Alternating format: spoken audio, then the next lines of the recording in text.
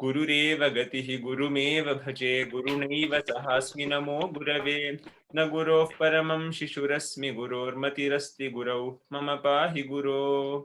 Ram Ram Ram. So since the last classes probably we have already seen. So we have had um, two classes since the beginning of the fifth Sukthirathnani. So probably it is taking a lot more time, but I am very okay with it because we have a very important thing in front of us. So we have been discussing the fifth Sukthirathnani and the Akara Grantha, the source of this Sukthirathnani we have been discussing. And as discussed previously, we are talking about Kumarasambhavam. So till this point of time, where have we come to? So we have come to a point in Kumarasambhavam. So as we know, Kumarasambhavam is a work of Kalidasa, and it is a story that revolves around birth of Karthikeya and his final duty to kill Tarakasura. So that is the entire storyline for Kumarasambhavam. At this point of time, we have ended fourth Sargah. So we have come to the conclusion of fourth Sargah, and we are now looking into the fifth Sargah. So now, what have we discussed till now is what I'll just give you a brief review about. So as of now, from the first Sargah till the fifth Sargah, we have seen that in the very first Sargah, there's a description of Himalaya about his greatness and about flora, the fauna, and the beautiful scenic beauty of Himalaya. After that, we have come to the marriage of Himalaya or Himavan with Mena and the birth of Mainaka as the first son and Parvati as the second child, that is the first daughter of Himavan and Mena. Now, in the first Sargah itself, Narada Muni, who comes across Himalaya sitting with his daughter, tells that your daughter has come to marriageable age and she is the person who will marry Shiva himself. At this point of time, Himalaya is very pleased that he has got a daughter who will marry the great Lord Shiva, and he does not want to give her to anyone else. But again, since there is no request from Shiva's side, and at this point of time, Shiva, having lost Sati, has become a Mahayogi and he is no longer interested in worldly affairs. So there is no request from Shiva's side to marry Parvati, and hence Himalaya does not want to directly, he personally does not want to inquire. So he makes an indirect means of achieving this. So he makes somehow Shiva accept him to let Parvati and her Sakhis serve Shiva. So by this means, he somehow brings Parvati closer to Shiva. And Shiva accepts to do that. And that is the end of first Sargah, wherein Parvati has reached Shiva's abode. Second Sargah starts with Brahmastavaha, that is the glorification of Brahma, because of course Tarakasura's atrocities and his fear has spread everywhere, and the Devatas can no longer sustain it, and they have come to Brahma for a solution. When they come to Brahma, what happens is they start praising Brahma. Brahma is sitting in meditation. To bring him out of his meditation, they start praising him with glorious words, at the end of which Brahma comes out of his meditation. Having come out, he immediately identifies that something is wrong. He asks them that why are you Devatas, who are known to protect the world and who are given padavis, they are given titles, why are you not lustrous as you were before? Of course, Brahma knows everything, but still he asks them. At this point of time, Indra asks Brihaspati to explain the situation, and Brihaspati beautifully, Kalidasa has beautifully explained how Tarakasura has controlled all the Devatas. As I've told you, Surya is not allowed to shine brighter than that is sufficient to bloom the lotuses in Tarakasura's pond. Vayu is not allowed to blow faster than the air that comes out of a hand fan or a chamara. Ritus, seasons are not allowed to change in the entire world, whereas Vasanta Ritu is always predominantly present in Tarakasura's palace. Chandra is no longer allowed to shine in any other part of the world. Only it has to shine in Tarakasura's place. And like this, everything is under the control of Tarakasura. And Brihaspati does this. And he also mentions, see, Brahma, you know everything, but still, since you're asking me, I'm letting you know. Then they tell that, so we have come to you, Brahma, for a solution. So Brahma, after Brihaspati has mentioned, he tells, yes, I've come to know that this is the situation, but I cannot help you in this matter because I was the person who gave Tarakasura the boon that he will be killed by Shiva's son, and I can't do something about it. It will happen. Tarakasura's torments will end, but in some time and not immediately, and I will not be a part of it, is what he will tell. So now Indra and the other Devatas have got the clue that the solution lies in bringing Parvati and Shiva together and get them married so that their son can help them kill Tarakasura. So this is the end of second Sarga, wherein solution has been given by Brahma to the Devatas.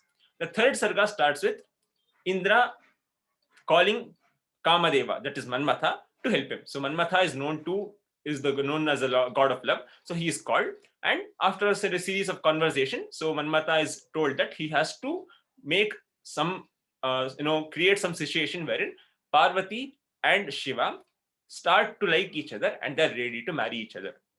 So with this thought in mind, Manmatha goes to Kailasa, and along with his wife Rati and with his friend Vasanta. So as told in the previous class, so Vasanta creates a very beautiful atmosphere for Manmatha's actions to be more fruitful. And at this point of time, everyone is engrossed in, they have been disturbed by Vasanta's occurrence, except for Shiva, who's sitting in a state that, as I've told you, you could not even observe if his, breath was going in and out. There was no uchvas and ishvasas that was visually visible. His eyes were pinpointed towards his tip of the nose, and they were not even moving. So in this way, he was in a totally composed manner. And Manmatha starts feeling scared that probably he won't be successful. But then he sees Parvati, and seeing how beautiful she was, and how she was moving around Shiva, he got a ray of hope that something might help him and he could be successful. So at one point of time, when Shiva is putting the garland around, when Parvati is putting the garland around Shiva's head for the daily puja, Manmatha feels that it's the right point of time, and he thinks of releasing his Sammohanastra. Just by putting the Sammohanastra on his Pushpa Chapa, that is a flower bow, things become disturbed. For a moment, Shiva is disturbed. He starts looking at Parvati and he starts getting the feeling of love. But he, being Lord Shiva and the person who is known for his dhyana, he comes back to his senses, he regains his self-control and identifies that it was Manmatha who was the cause of this, and he burns him to ashes. So this ends Sarga number 3, that is Manmatha Dahana. Sarga number 4 started with is the thing about Rati Vilapa, that is the anguish or the sorrow of Rati. So Rati, having come to know that Manmatha has died, she puts out her grief, telling that she should have died instantly when Manmatha died, and that continues. So the entire 4th Sarga is about how Rati weeps or feels sad about the death of Manmatha, and finally how when Ashariravani comes and tells when Rati is ready to sacrifice herself. Ashariravani will come and tell that, Rati, don't do this. So the separation between you and your husband will be only for a short while. Once Shiva and Parvati have been married, your husband will return to you. So having told this, the Ashariravani vanishes and Rati comes back, and she has to bear with this separation for some time. So this is where we had ended at Sarga number 4, the 4th Sarga. Now we will start with 5th Sarga. And in the entire Kumarasambhavam that Kalidasa has written, as we discussed, Kalidasa has probably written the first 7 to 8 sargas of this Kumarasambhavam. And Sarga number 5, the 5th Sarga, is considered to be the most important Sarga of entire Kumarasambhavam. So we'll start with Sarga number 5. Now Kalidasa brings us back to the story where he had ended in the 3rd Sarga. So in the 3rd Sarga, Kama Dahana, once Shiva has burnt Manmatha into ashes, he vanishes immediately. And Parvati, as we discussed, is sad that she felt ashamed because Shiva did not accept her love, and in front of all her Sakhis, he has now disgraced her. She feels that she has been disgraced by Shiva and he has vanished. So she has come back to her palace. So that is where Kalidasa had left the story in the 3rd Sarga. In the 4th Sarga, Kalidasa picks up the story from there. So Parvati is very sad, and she has come back to her palace, and at this point of time she thinks that okay, but of course she is not a person who will give up her intentions. So she is steadfast that she should marry Shiva. Now she tries to find another means of achieving this. So the first first thing was she tried worshipping Shiva, but now she finds that is not working out. So she decides that the only way to attain Shiva and bear the beautiful fruits of being Shiva's wife is only by penance. Severe penance and austerities is what she decides to do in order to attain Shiva. Now, coming to know of this, her mother Mena, as we know, mothers always want their kids not to suffer too much. So she comes to know of this and she is very scared. And she, again, Kalidasa's beautiful, simile comes into picture. So she tells that, why do you want to go and do penance? We have so many gods. So of course, in those times, Himalaya and all the other gods, like all the other kings, were very close to gods. So he tells that, why do you want to do penance? So many gods are favorable to us. So why don't you ask any of those gods to help you? They will surely help you, get your desires fulfilled. So why do you want to do tapas? And she tells, beautifully that, padam saheta brahmarasya kevalam shirisha pushpam na punaha patatrinaha. So Shirisha Pushpa is a type of flower which is very soft. So the petals are very soft, and it is told that it can only bear the weight of a honeybee, and even if a small bird comes and sits, it will fall, or it will, the petals will come off. So Mena is comparing Parvati to be as delicate as a Shirisha Pushpa, and tells that, similar to how a Shirisha Pushpa cannot bear even the weight of a small bird, you surely you are so delicate that you won't be able to bear the difficulties of penance. So please let go of this idea. You can ask some god, and we can ask them to fulfill your desire. But of course, she is not a person who is easily deterred. And Kalidasa again beautifully tells, Kaha ईप्सितार्थ स्थिर निश्चयम मनः payascha nimnabhimukam pratipayet. So who can change the minds of the steadfast is what Kalidasa is telling. Kaha ipsitartha sthira nischayam manah. So for a person whose mind is steadfast, who can change his mind? Similar to how a water that is falling down a waterfall cannot be stopped and made to go upwards, similarly, once a steadfast person decides something, there is no means by which he can change his mind, is what Kalidasa beautifully tells. Finally, Mena, mother, is not able to persuade daughter to not go for penance. But once Himalaya comes to know that she is doing penance, he actually feels very happy. So he is not sad that she is doing penance. So, he realizes, so what she expects, what is her desire is very large. Marrying Shiva is not a simple thing. And to achieve that, desire, she has to do some penance. So he tells, okay, fine, I understand your desire. So yeah, please go ahead. So he'll give her consent. He'll give his consent. So after this, Parvati leaves the palace and she goes to a particular peak in Himalaya, and later on it got the name Gauri Shikhara. So Gauri Shikhara is the place or the peak in the Himalayas where Parvati performed her penance. So the next part of Panchama Sargah deals with her penance. And you should know, it is told that Parvati performed penance to an extent that is very harsh, and this is what is described in the 5th Sargah. So just after this incident, Kalidasa beautifully compares how Parvati has been till now and how she has become now. So till this point of time, we know Parvati as a princess. So she was, the daughter of Himalaya, so she was a princess. So he compares how the princess Parvati with the current Parvati who has come to do penance. So, previously Parvati had a very long hair, which was decorated beautifully. Because of the penance, the world will stop. Yeah, so that will all happen. So that's what the beginning of her penance is also explained by Kalidasa. He tells that, so initially the Parvati who had long hair, which was decorated by ornaments and flowers, has now been decorated, has now been tied into a mated hair as a jata, and it is decorated with chudamani.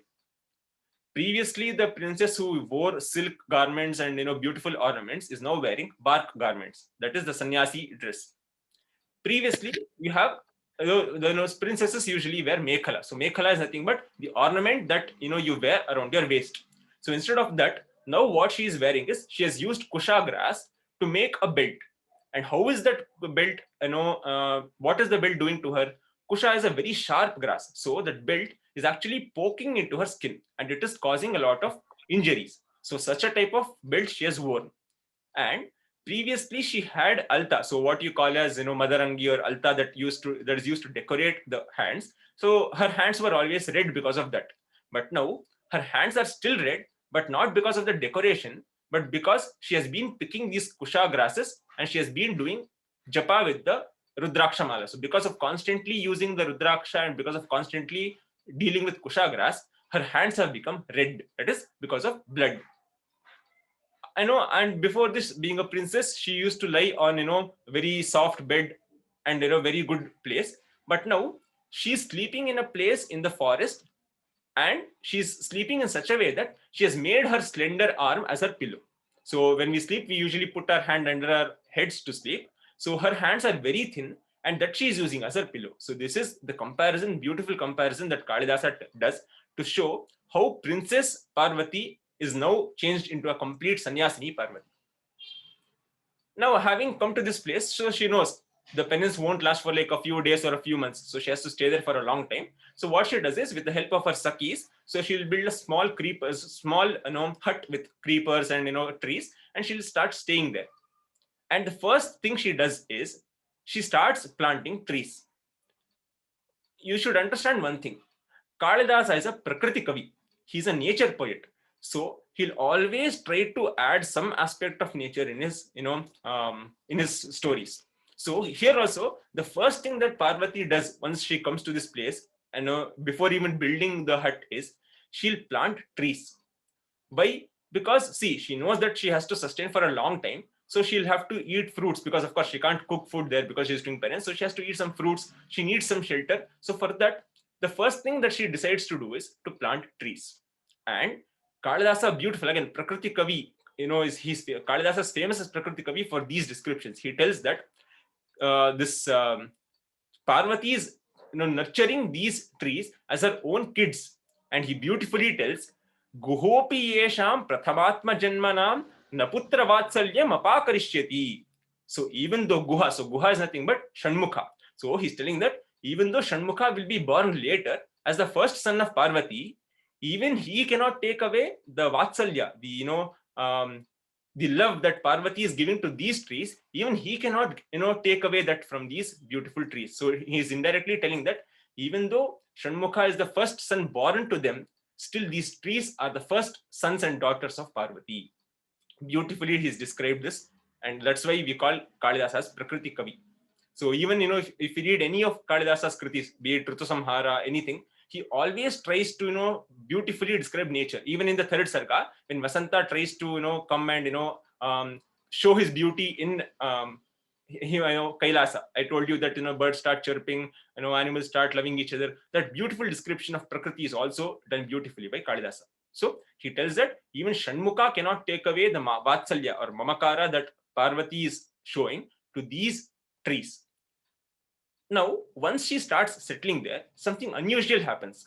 So we know that in nature, there are animals which don't like each other. For example, snake and mongoose don't like each other, and eagle and snake don't like each other. So there is enmity among these animals. But once Parvati starts residing in this particular peak, animals start let going of their ego and their enmity. They start acting as friends, and they don't even have any form of enmity. After she has settled down with her hut and she has planted the trees and she's taking care, now she comes down to the actual business. So she starts doing her penance.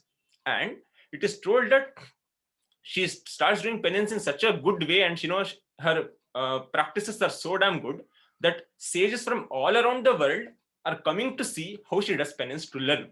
Even sages who have been doing penance for a long time, they are coming here to learn how to do penance. And Kalidasa again tells that na dharma vriddeshu vayah samikshate. So the people who are going into dharma, so the people who have learned dharma, for them age is no barrier. As we know, age is not a barrier for learning, is what we know. Kalidasa has told us in Kumarasambhavam itself that na dharma vriddeshu vayah samikshate. So for the people who are desirous to learn, age is no barrier. So even people from different ages, people who have already done a lot of penances, they are still coming here to see, because Parvati's penance is so good. Now she has been doing this penance for some time. So she has, just started living on the fruits that these trees give. She has been doing the japa, tapa, all those regular, normal penance, but she does not get the required fruits. So now she decides that the penance that I'm doing is not sufficient. So she decides that the penance should become even more severe. Now, how should she make it more severe? This is told in the next part. So, in summer, of course, we never try to go in the heat. In winter, we never want to go and sit in water. But that is what she does. In summer, she sits in the middle of 4 agnis. So all around her, she places 4 agnis that are are lighted to blazing fires, and she sits in the middle of that agni, and she sees the sun from morning till evening without even blinking. So from morning till evening, she stares at the sun, which is so bright, and she is also amidst the heat of 4 blazing fires. Now, when the rainy season comes, she does not even go. So, to make the penance even more severe, she no longer stays inside the hut. In the rainy season, she sits on the stone from morning till night, and she does not sleep. She continues her penance forever. So she continues to do penance without giving any break. And even though there is heavy rain, even though there is lightning, even though there is thunder, she continues doing penance. And Kalidasa tells that probably lightning is coming to show that. So when the lightning comes, you can actually see some, it gives some light to see what is happening. So Kalidasa tells that probably lightning is occurring so that people can know that she's not sleeping in the night, but she's actually doing penance. So it's a source of light to show that she's continuing to do penance. In the winter season, she goes and stands in the middle of the Nadi and does the penance.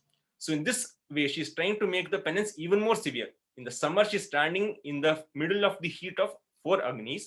In the rainy season, she's being drenched constantly by rain. In the winter, she's standing in the waters of a river that is cold, that is very cold. And this is how she, starts making her penance severe and severe and severe. Now, what happens is she has initially started eating the fruits, but now she has left that and she has started eating leaves. So her entire meal for the entire day is leaves, and that too not any leaves. The leaves that have already fallen down from the trees, she'll pick up and eat. She won't pick a new leaf from the tree. Whatever the leaves have fallen down from the tree, that is what she will eat. But later on, to make the penance even more severe, she stops eating even the leaves, and that is why she gets the name Aparna. Aparna is leaf. Aparna, the lady who does not even eat the leaf, is called Aparna. So, right from she started with eating fruits, then she came down to eating the fallen leaves, and now she's not even eating anything. And the only water that she drinks is whatever the rain comes down. So whatever the rain gives her, that is the only thing she will drink. She won't go to the river. She won't go to any other person to ask for water. Whatever she collects as rainwater is what she will eat. Sorry, what she will drink as water. So that is the only food that she is consuming. Now, at this point of time, she is doing a penance so severe that Kalidasa tells that she has surpassed all the sages in penance. She has surpassed all the sages in penance, and she is doing such a severe, austere penance. Now, this is continuing. Of course, as I've told you, the tapas is not a small duration. It will go on for years and years and years. So once, as she is doing her penance, one day a brahmachari comes. Now, how is this brahmachari? This brahmachari is such that he is like an incarnation of brahmacharya itself. If brahmacharya is to take a form and come, that person would be like that. So that person has so much of glow, so much of aura that he feels like brahmacharya ashrama itself has taken a form and come as a brahmachari, and he's glowing with brahma tejas, and he has come to meet Parvati. Now Parvati welcomes him, as any noble person will do. He welcomes Parvati into Parvati welcomes the brahmachari into her hut, and gives him the right services, does the pada puja, whatever are the required rituals she will do, and she'll do the good Atithi Satkara.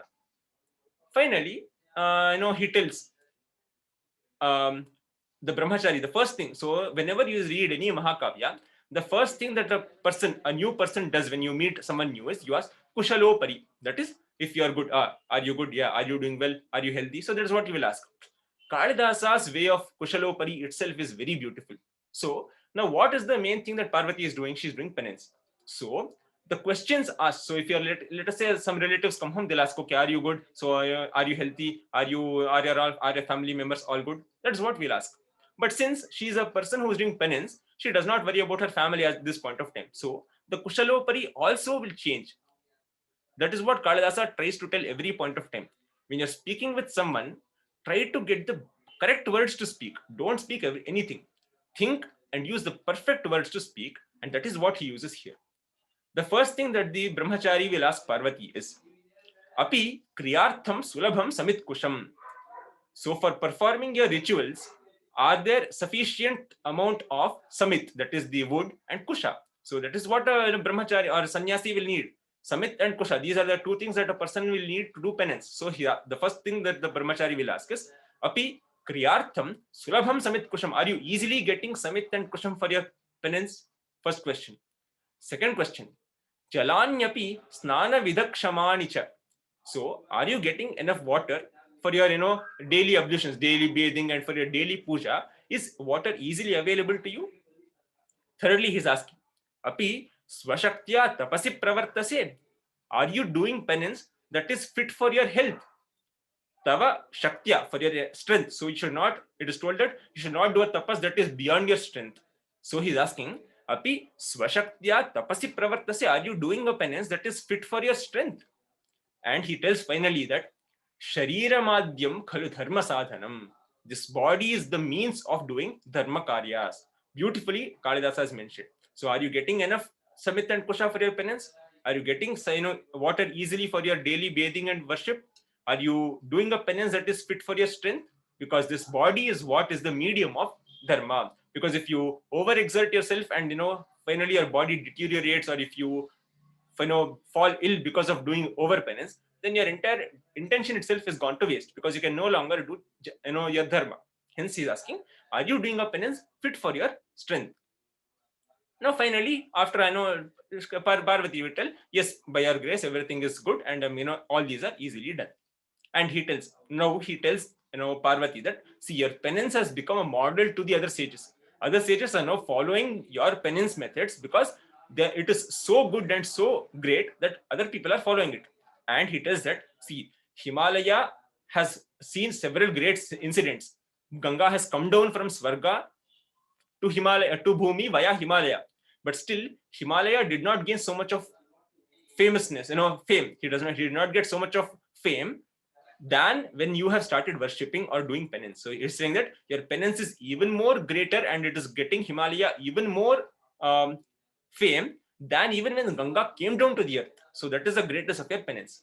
And he asks, finally, he has started asking, he has started speaking friendlily. So he tells, so now that we have started, again, Kalidasa's idea is this: if two strangers start speaking for more than 2-3 minutes, then they become as close as friends. In most of his granthas, you'll see that this idea has been used. And even here, the Brahmachari tells, okay, so listen, Parvati. So we have been speaking for a long time, and probably we have become like sahapatis, like we have become as co-students or even as brothers and sisters. So with that closeness, I'm asking you one thing. Please tell me if it's okay with you. He'll ask, what is the reason for you to do penance? He asks questions. So, are you doing it for this? Are you doing it for this? So he asks some questions, but he himself will answer. So we'll see what those questions are. He's asking, are you doing penance to be born into a good family? He'll tell, I don't think he'll be doing, because he'll tell, Kule prasuti prathamasya vedasi. You have been born into the foremost family, so I don't think. So yeah, probably you're not doing penance for a good family. Then, are you doing it for beauty? No, that is also not possible, because Triloka Saundaryam Ivoditam Vapuhu. You have beauty that is envied by all the three worlds. So probably you're not doing penance even for beauty. Then, are you doing it for wealth? Even that is not possible. Amrigyam Aishwaryam. So you are the daughter of Himavan. Surely, because Himalaya is known to be the source of so many gems. So I'm surely Amrigyam. That is, Mrigya is to go and find out or hunt.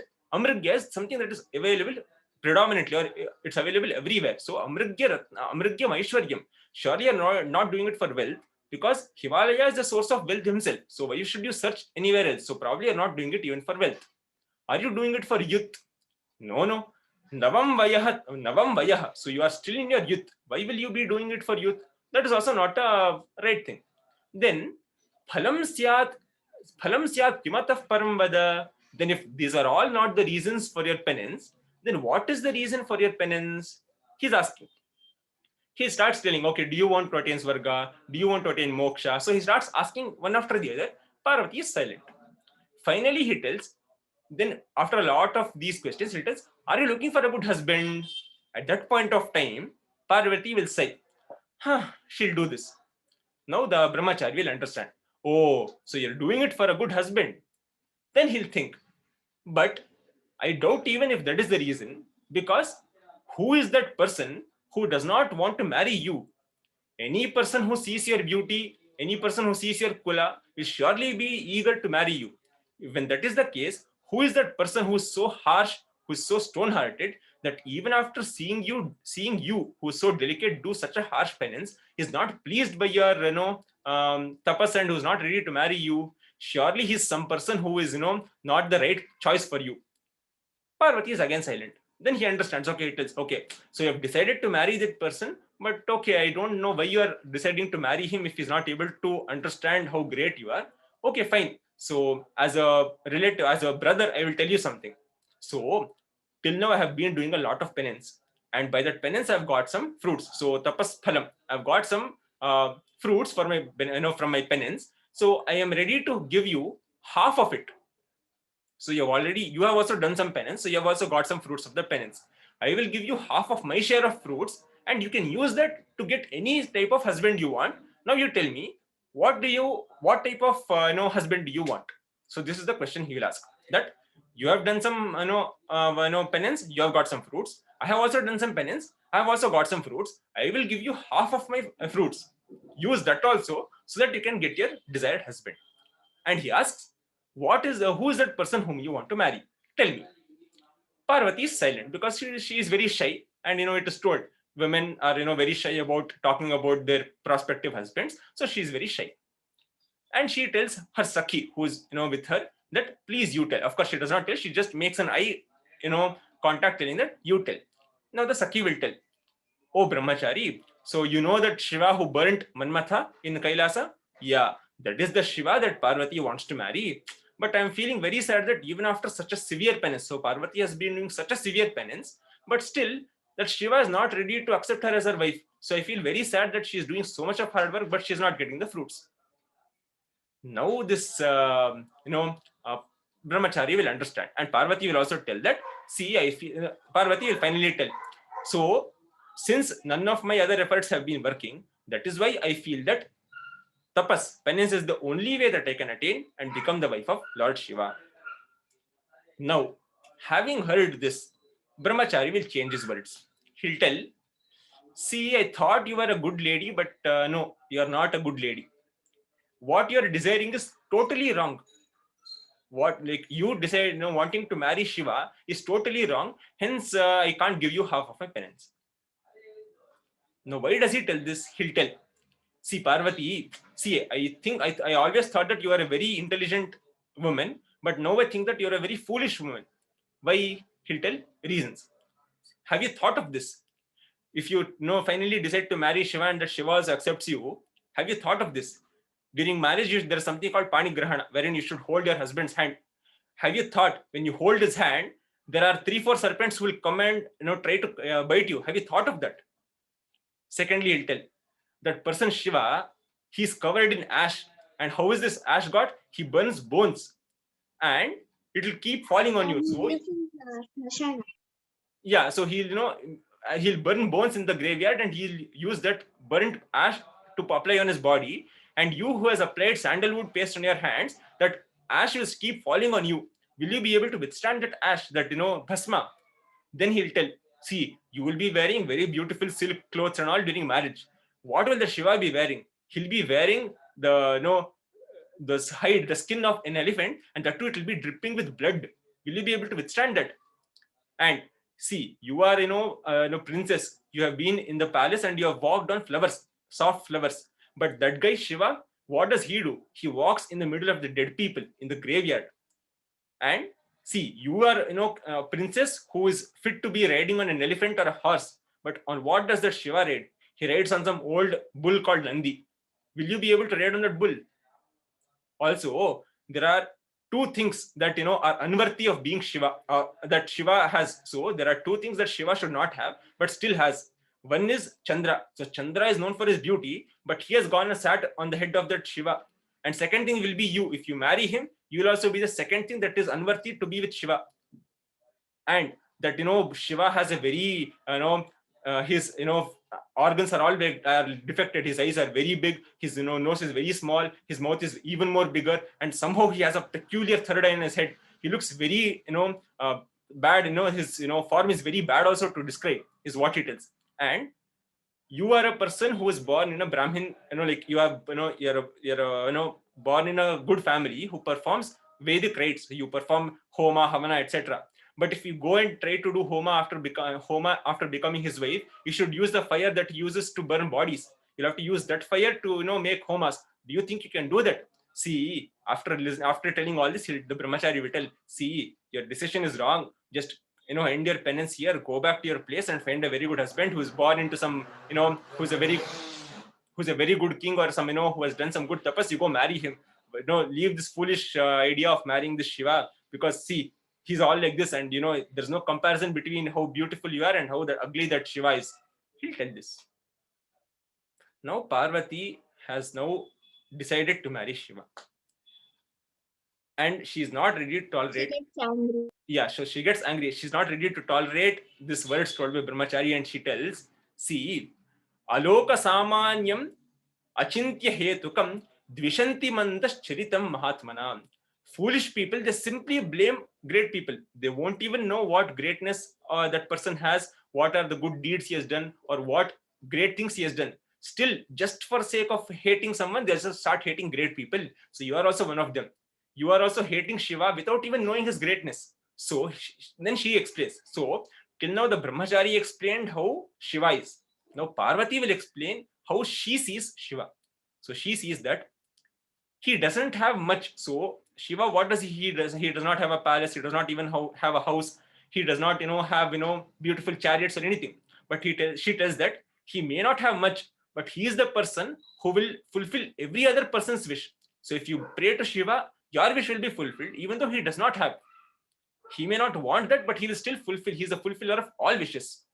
Secondly, and even the Brahmachari would have told, see, when you're doing a marriage, the person, both bride and the groom should have parents. So your parents are ready to do kanyadana. But for him, who is the parents? We don't even know to whom he was born or to which family he belongs. So how can you marry such a person whose clan only you don't know? He would have told that. So she'll tell that he does not have parents, but he is the father of the world, Jagat Pita, she'll tell. But she'll tell that there is only one thing that you told correctly, that he does not have parents, but that is because he is the father to everyone. Beautifully she'll tell. Then she tells, you told me that he applies bhasma to his body and it will keep falling on my body. But do you know, when Shiva went to kill Tripura Sura Samhara, he would have gone, and when he was releasing that arrow to kill the Tripura Suras, his bhasma would have fallen on the ground, and the gods, they would have run. They would have run towards that bhasma, and they would have taken it, whatever is fallen on the ground, and they would have applied it on their head. So she'll tell that bhasma, gods run towards Shiva to get some bhasma that has fallen on the ground. Here his bhasma is directly falling onto me. So what is more auspicious and what is more great than this happening? And she tells that, see, everybody, even Indra, everybody has their own beautiful, vahanas. Indra has Airavata, and great kings have bigger chariots. But when Shiva comes on Nandi, even Indra will get down from his Airavata and come and salute Shiva. So it is not the person who sits on the it's not this chariot or the vahana that is important. It's the person who sits on that who is important. Na kama vrittihi vachaniya mikshate. So she tells that it is not the person who's it's not the vahana that is important. It's the person who is riding on the vahana who is important, because even Indra, who's sitting on the most renowned Airavata, when Shiva is coming on his Nandi, even he will get down from Airavata and come and salute Shiva. That is the greatness of Shiva. And she'll tell that, see, you don't understand Shiva. And again, it is common for fools to make criticism about great people. And she tells, see, I don't need any discussion. However, see, I have decided that he will be my husband. So he is mine. So whatever be it, if he is, if he has 3 eyes, 4 eyes, I don't care. If he has no parents, I don't care. He will be my husband, and I've decided that. A person who, a person with love doesn't want criticism. So if two people like each other, they don't want any other, criticism or any other suggestions from others. So, na kama vrittihi vachaniya mikshate. So for the person who is in love, they don't want to hear any type of criticism about the other person. So she'll tell that. Now she'll tell to the Sakhi, so this man has been, talking a lot and I don't like his words. So please take him away from here. Because it is not just the person who speaks bad who will get the papa. The person who hears this will also get papa. Hence, I don't want to be the part of this, sin. So please take this man away. But then immediately she will think, see, This person has come as a guest. So if I take him out, it will be against Atithi Satkara. So it is not right that I should, throw this man away. So she'll decide, okay, you stay here because you're an Atithi. I can't disgrace you. So you stay inside this house. I will go away. Because that is It how. is Shiva. So, she'll tell that, okay, you stay in the house. I will go away. And she decides, and she she's very angry about this man, and she starts leaving. But immediately she feels the brahmachari holding his hand. First of all, a brahmachari is meant to be away from women and worldly affairs, and this man is holding Parvati's hand. She's very angry, and she turns back to find the great Lord Shiva who's holding her hand. Kalidasa beautifully explains that she's going and she has kept, so as she's going away, her second foot, so she has placed one foot and her second foot is still in the air when this happens, and she turns back, so the second leg is still in the air when she turns back and sees Shiva. So that brahmachari this entire time has been Shiva who has come to test Parvati. So of course till now she has been speaking about Shiva as a great person, but when Shiva himself has come, she does not know what to tell. So she starts perspiring. She her lips start shaking, her body starts shivering, not because of fear, but she has been telling about Shiva, and Shiva himself is here. So and that's what Kalidasa has explained, that her leg is still in the air. So beautiful sentence he has used is Shailadhi Raja Tanaya na yayau na tasthau. She did not know if she should go or she did not know if she should stay. So her leg continued to be in the air, undecided if it should go further and go away from the place or stay back and be with Shiva. Because she felt a little shy, so she wanted to run away. But it is Shiva, so she does not want to run away. So this is beautiful. So whenever in Sanskrit there is a situation where a person is neither he's in a dilemma, he does not know if he has to go or not. This sentence is usually used. Shailadhiraja tanaya na yayau na tasthau. She did not know if she has to go away or she did not know if she has to stay.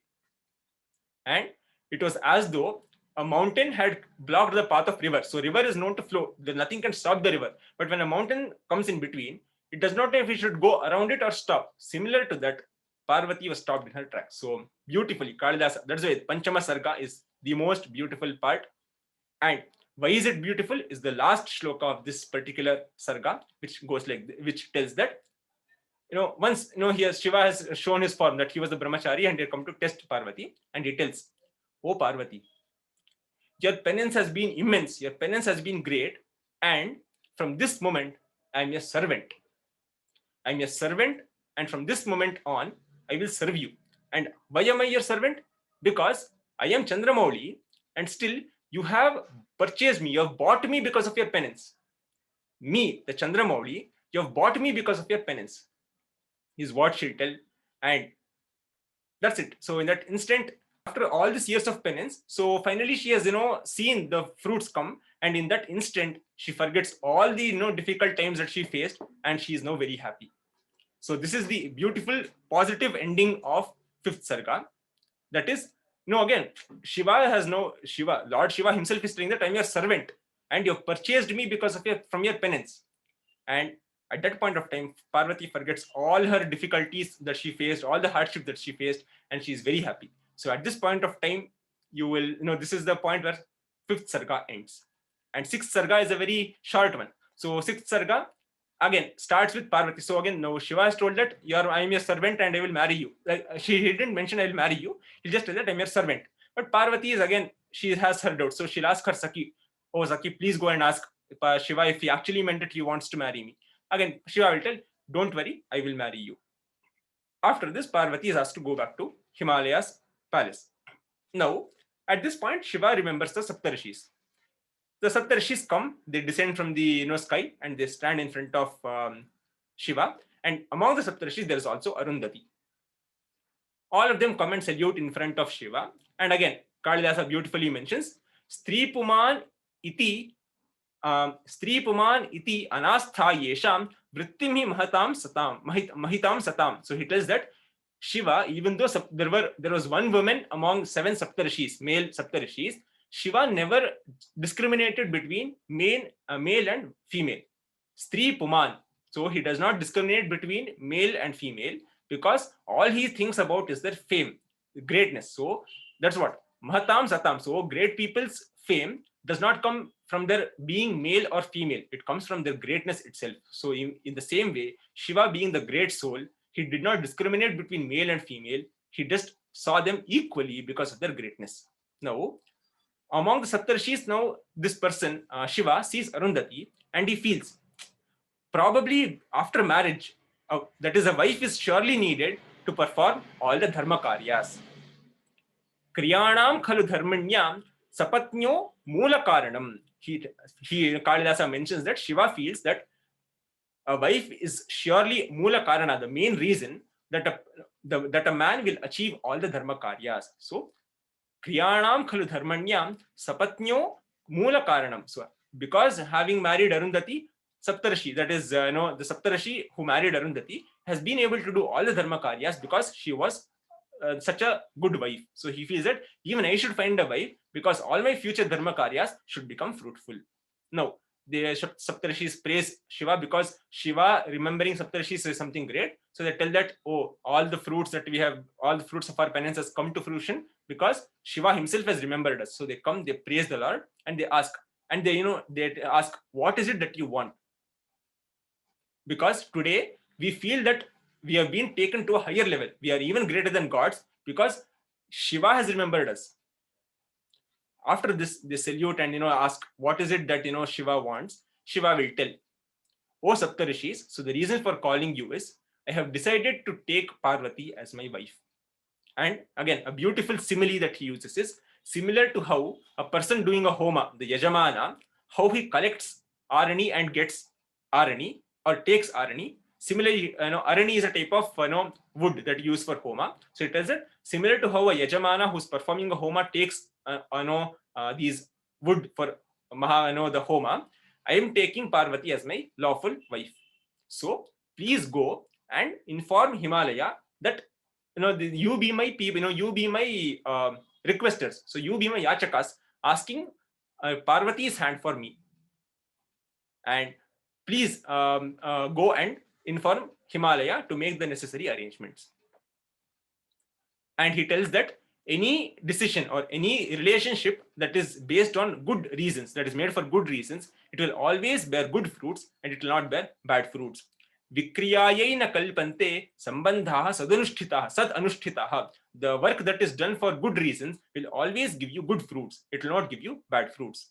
And Arundhati, he'll particularly point out Arundhati, telling that take Arundhati with you because she will be of very good help in this matter. So in the matters, and it is told, Parayena evam vidhe karye purandrinam pragalbhata. So women have a larger, importance in such matters of marriage. So that is what Kalidasa has told. In matters of marriage, women have a larger hold or larger importance in such matters. So they all go to Oshadhi Prastha. Oshadhi Prastha is the capital of Himalaya. So they go and they describe again beautifully. They describe how Oshadhipura, the capital of Himalaya, is, and finally they come into the palace of Himalaya.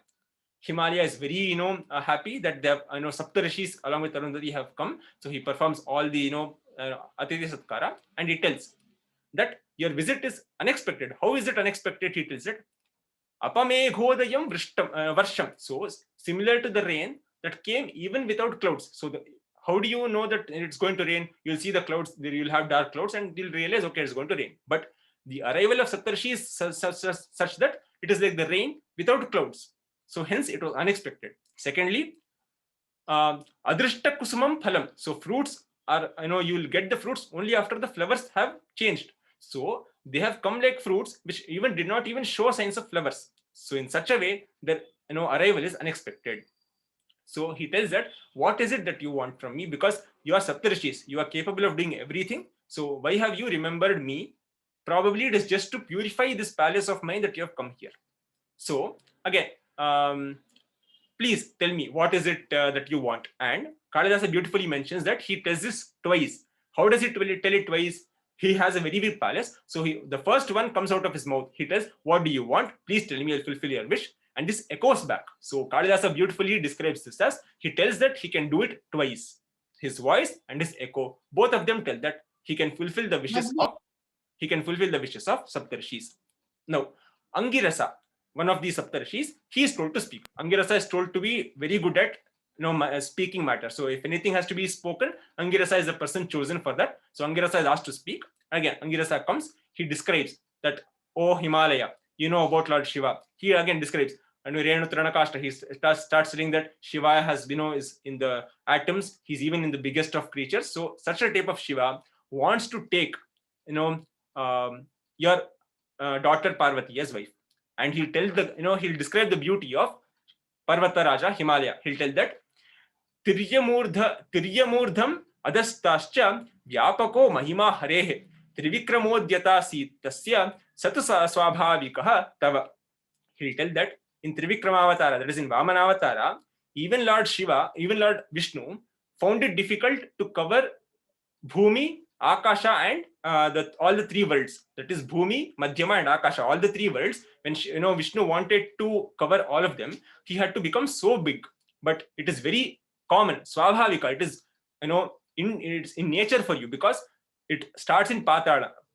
Himalaya is told to have emerged from Patala. It has reached the Bhumi, that is the middle world, and it has also reached Sargah. So what Vishnu took so much of effort to do, that is to reach all the three worlds, you do it without any desire. So you do it automatically, is what he'll tell. And then he'll tell that Uma vadhuhu bhavan data yachitarah ime vayam. Uma vadhu, that is Uma. Parvati is the vadhu, bride. Bhavan data, you are the giver. Ime vayam yachakaha, we are the people who are asking her hand. Varaha shambhuhu, that is the bridegroom is Shiva. Alam hi esha tvatkulodbhutaye vidhihi. So Parvati being the bride, Shiva being the bridegroom, you being the giver, we being the requesters, that itself is great enough for your kula, that is for your clan, to become great. And finally he tells, yes, we are very pleased with this. And so they all decide. But again, Himalaya asks his wife. Again, Kalidasa tells that in some matters of marriage and in matters of daughters, the mothers and the ladies of the house have even more importance. Prayena grihini netraha kanyartheshu kutumbinaha. So in matters of daughters, wives decision should also be considered. Hence, even though Himalaya has agreed, he'll ask even Mena, wife, her decision. Of course, Mena also tells she's very happy, and they tell that, okay, we are ready to give our daughter Parvati to Lord Shiva. After having taught this, again, at every point of time, Kalidasa tells that we should use good words and the right words. He'll tell that, oh Parvati, come here. You are now the arms to the sages who are seekers for your husband Shiva. Ehi Vishwamate Vatse Bhikshasi Parikalpita Arthino Munayah Praptam Grahamedi Phalam Maya. So come here, O Parvati. Now I am giving you as Dakshina to these rishis who have come to ask you as alms, as Bhiksha for your husband Shiva. Beautifully, Kalidasa has used beautiful words to describe just Himalaya agreeing to give Parvati as the wife to Shiva. And after this, everyone salutes to the Saptarishis, and the Saptarishis vanish.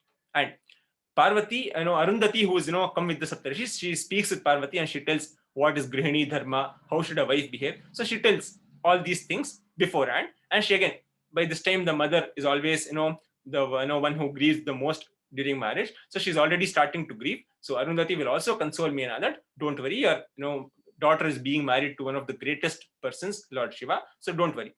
After this, they tell that then finally the date is asked. So when is this auspicious day of Parvati's marriage going to happen? The Saptarishis will tell that 3 days from now is a very auspicious day, and that is when Parvati will be married to Shiva. Now, after this information is given, all the Saptarishis along with Arundhati, they go, and they again go back to Shiva, because Shiva has sent them as a messenger. Now they come back to Shiva and tell that, yes, we have presented your request in front of Himalaya, and he has accepted to the request. So we have decided that in 3 days, the marriage will be taking place. So that is what is the information we came to give. Finally, Shiva tells, okay, very good, and they'll depart. Saptarishis will go away, and the ending part of 6th Sargah. I don't know why Kalidasa chooses the last shloka, but the last shloka of every Sargah is like the it's an arrow on the head. Beautiful shloka always comes as the last shloka of Sargas.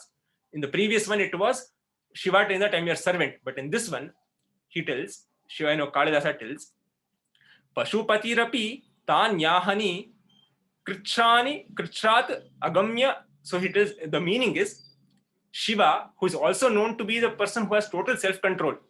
Pashupati api, even Pashupati, that is Lord Shiva, Tani ahani, those days, those 3 days, he spent it with lot of difficulty because he is eager to marry Parvati. At this point of time, even Shiva is eager to marry Parvati, and he is also spending that 3 days, just those 3 days, with great difficulty. Who is it we are talking about? Shiva, who is known to be the person with the greatest self-control. Even that person is spending those 3 days with great difficulty. And Kalidasa tells, how can common people control their senses when even it affects great Almighty like Lord Shiva? Kam aparavasham na viprakuryuhu prabhumapi tam yadami sprishanti bhavaha. Emotions, if they are having such an impact on even Shiva, what can common people do is what beautifully Kalidasa tells. And with that, 6th Sarga ends. 7th Sarga is just the marriage of Shiva and Parvati. So on the prescribed auspicious day, all the ceremonies are, all the decorations are done. The city is decorated. All the people are celebrating, and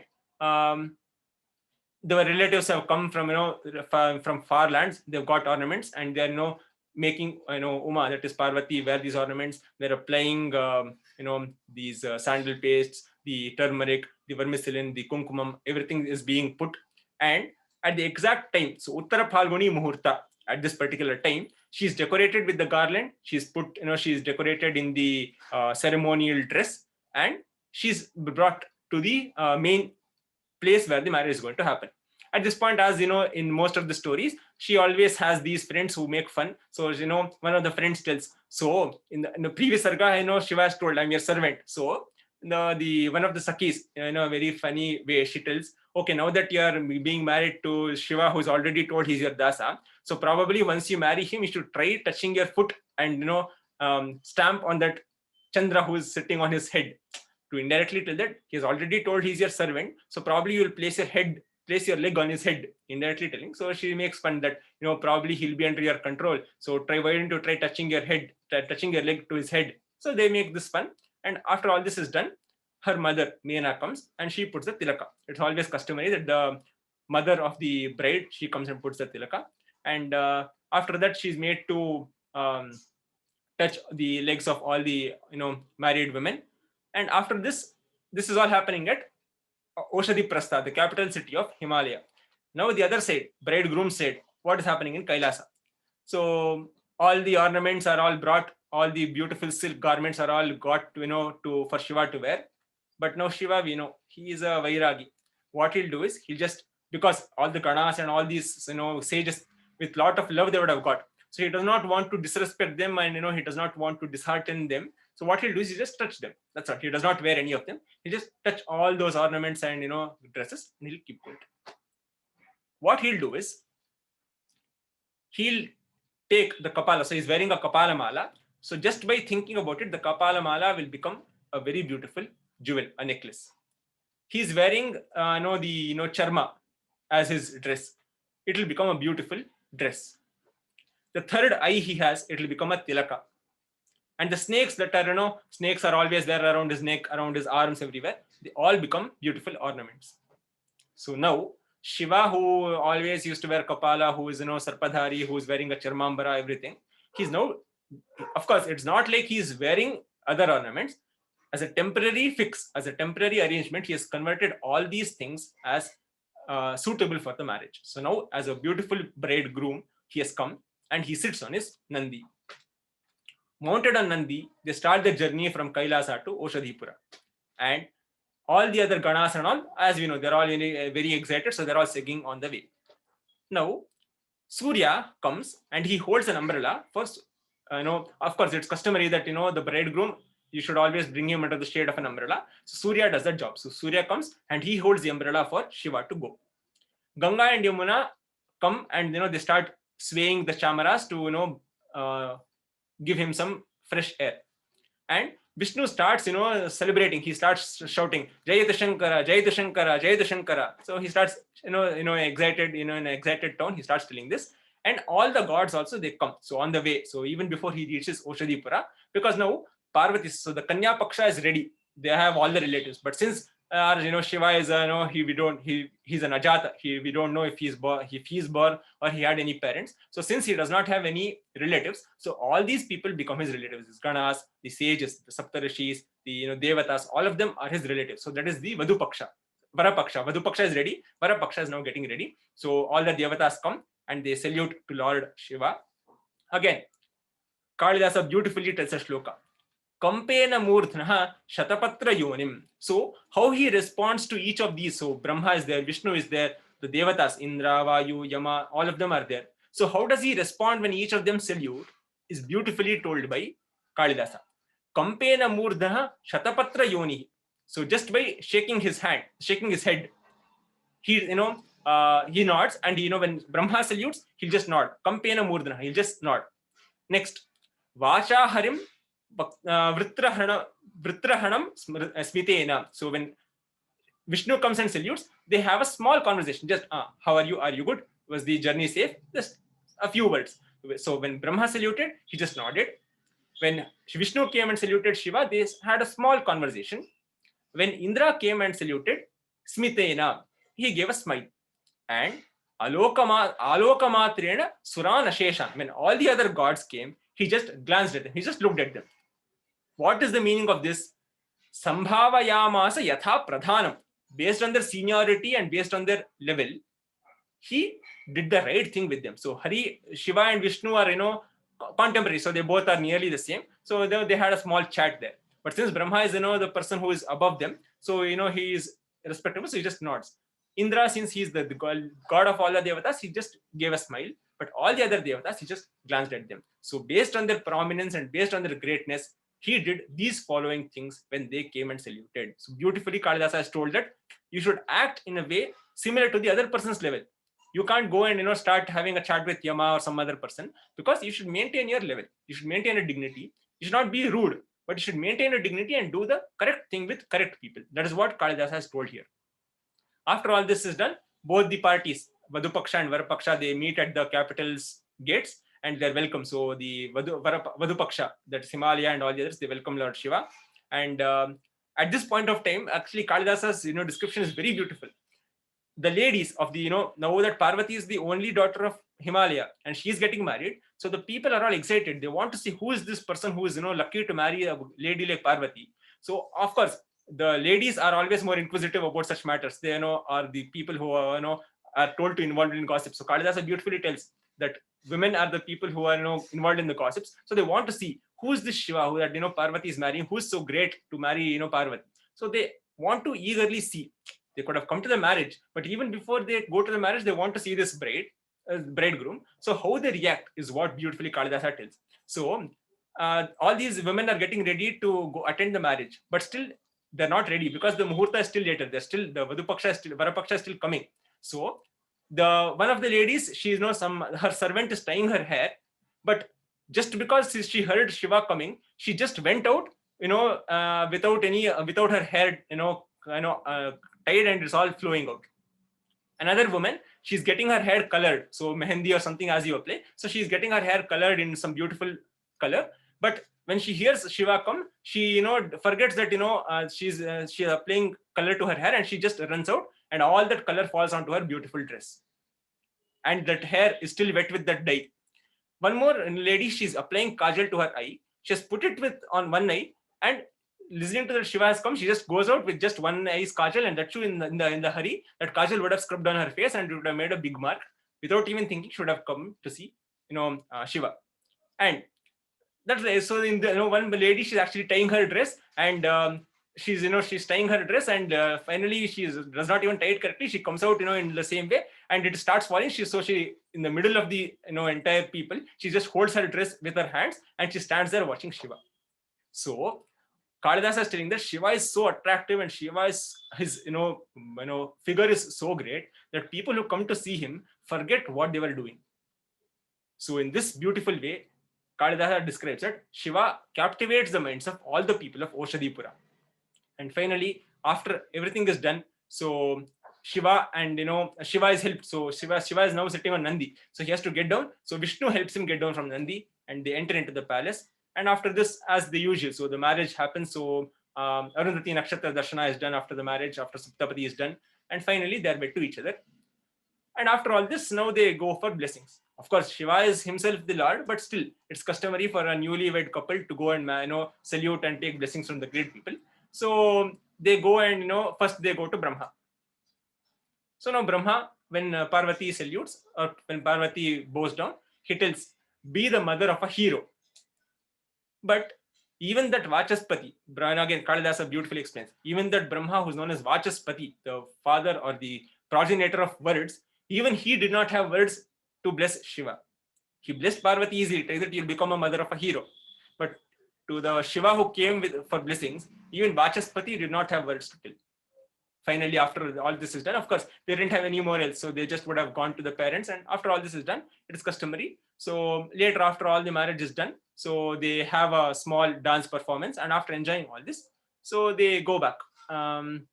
So of course, they're enjoying their time. So after the marriage is done, so they have a small dance performance and all that. During this time, Indra identifies. So now Shiva is in a good mood, that he's he's newly wed, so he's in a good mood. So Indra takes this opportunity and he goes and asks Shiva. So Shiva, Manmata is Manmata was destroyed by your anger. So I think please make some arrangements so that he's reborn. And Shiva is in a very happy mood, and he tells, okay, fine. So Manmata will be born soon. Kalidasa tells that again. So every Sargah ends with a beautiful shloka. He tells, for a person who knows how to speak and for a person who knows what his desires are, he will go and request it at the correct time to the correct person. So, kala prayukta khalu karya vedvadbhihi vijnapana bhartrubhihi siddhimeti.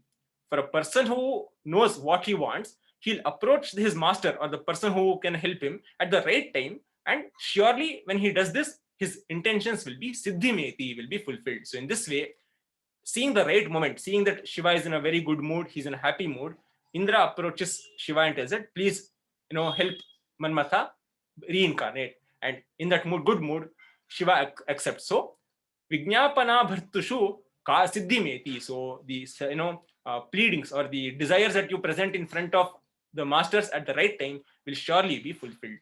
And thus, Parvati leaves, Oshadipura, the capital of Parvataraja, and they go to Kailasa.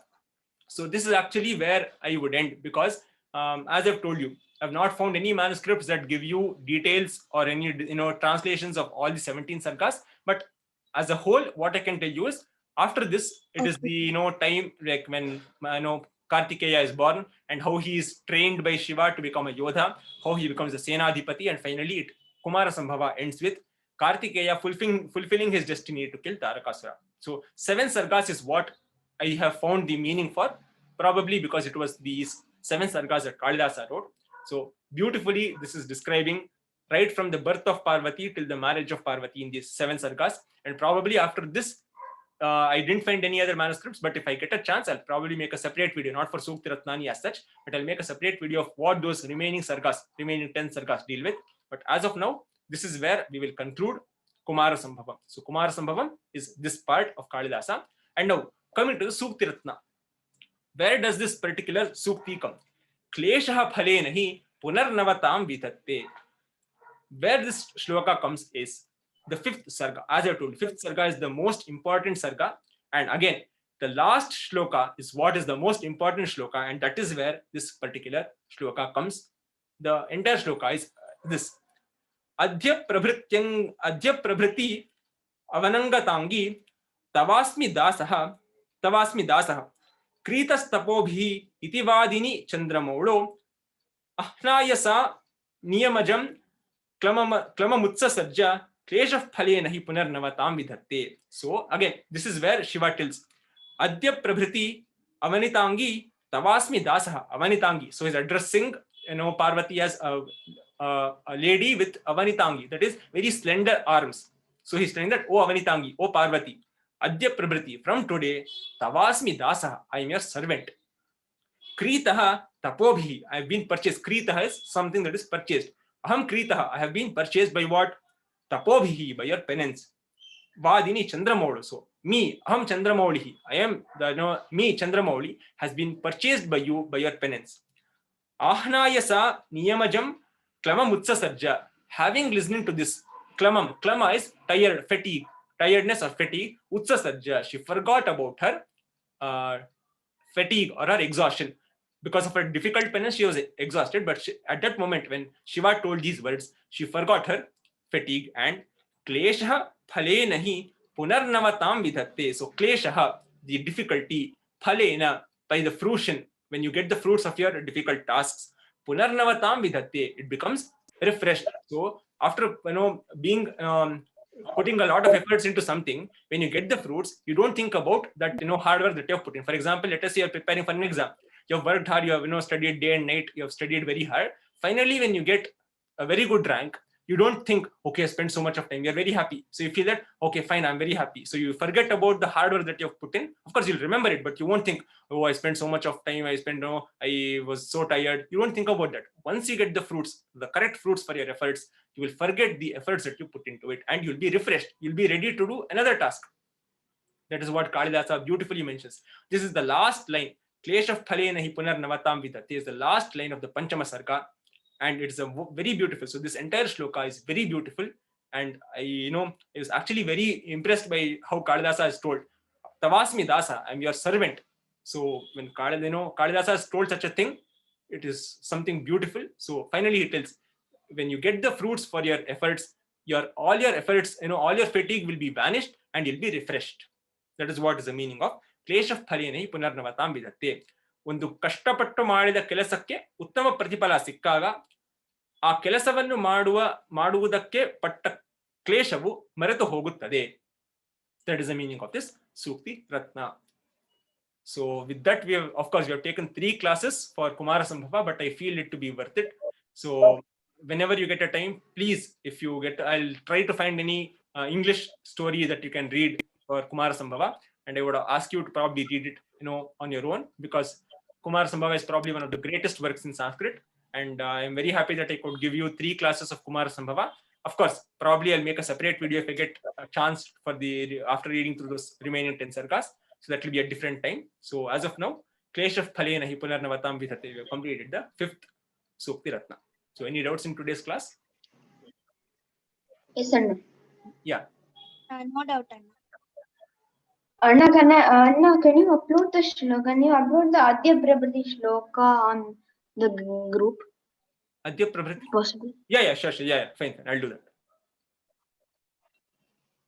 Thank you. Okay. So if we have no other doubts, I would probably conclude today's meeting. But that's what. I'm taking this initiative so that you take up more interest. I just would be happy if my efforts are fulfilled and you at least make an effort to read through more literature, because I tell you, no movie can come close to Kalidasa's works. No movie can come close to Bhasa's Natakas. No poem can come close to Kalidasa's Mahakavya, because they are unique.